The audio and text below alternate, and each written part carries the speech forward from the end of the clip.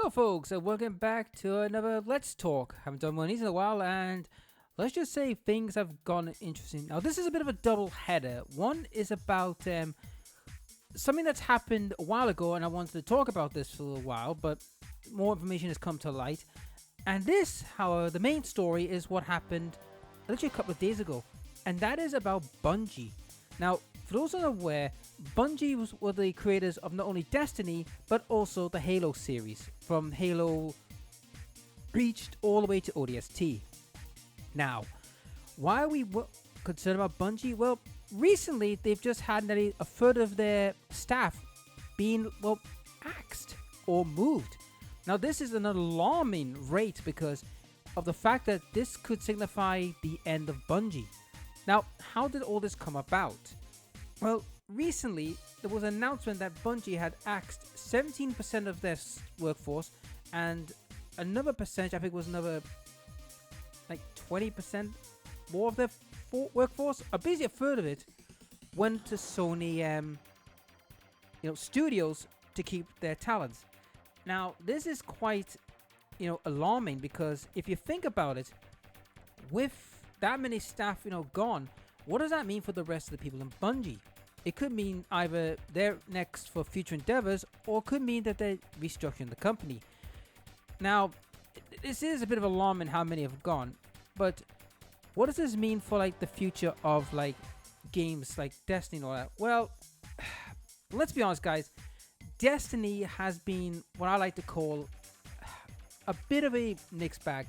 The first game was okay. The second one, to be honest, I didn't play much of it because I thought it was just boring. It was just Destiny, 1.5, if you ask me. But I know some people liked it. And also, being exclusive to PlayStation kind of made things a bit worse.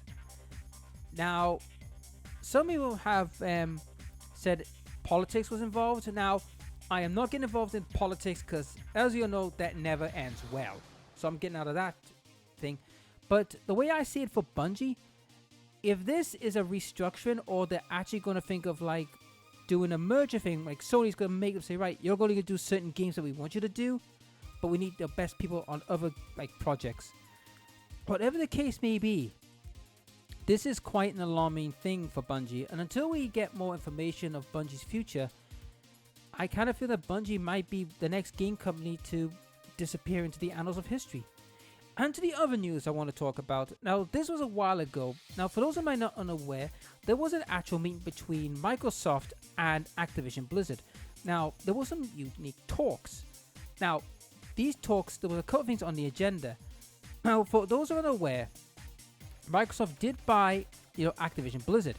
However, we don't know how much to extent, because the whole thing's been a bit murky, and ever since the trial with all the the shenanigans that was going on with with the culture and all that in Blizzard. So there was some things that we were not 100% sure what was going on.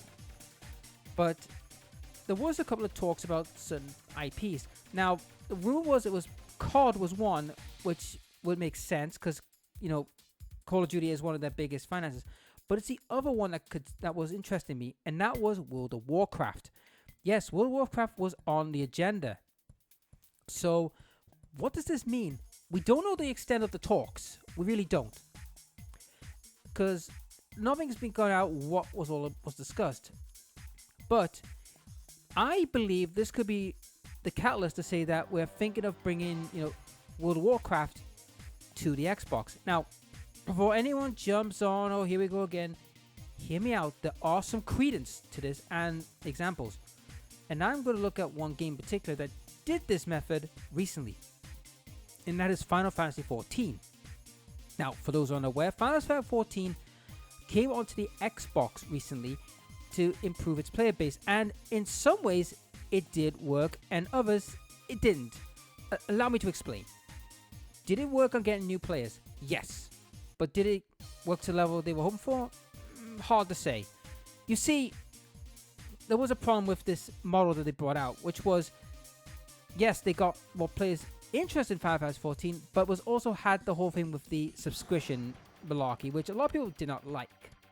I mean, yes, you can still play Final Fantasy 14 to a certain point, but after that, you need a subscription for the rest, which to me was a bit bad. Now, with the fact that we now have a pretty much a premise for this, could World of Warcraft actually come to the Xbox and work on the Xbox? I do believe so. But they would have to do it from the ground up. In other words, use the classic way. Now, for those unaware, there's a classic version of World of Warcraft where it's been updated and everything. I believe they'll have to use those games to, bring it to, on computers. Also, we gotta look at the point as well. The way I would do it is, I would do it in a way saying if you pay for like an Xbox subscription, you get to play the game. Any other like DLCs or other things that you have to pay for, fine. But the main games like the original World of Warcraft, Lich King, Burning Crusade, and all them, they're like the main ones. You have to. They should be free to play on the well, not free because you're technically paying subscription every month. So you're still paying, but not like an obscene amount. Now, whether or not this will go ahead, we don't know. But like I said, there were talks about it, but we don't know what the talks were yet. Was it to try and get them to come to Xbox? Or was there other means for them? Because you know, guys, World of Warcraft is releasing, I think, another story arc. And to be honest, getting on the Xbox might not be a bad thing for World of Warcraft because it will open up like a bigger player base. I mean, like I said, Final Fantasy 14 has done it, and it's done wonders for them. It's up their player base quite a bit.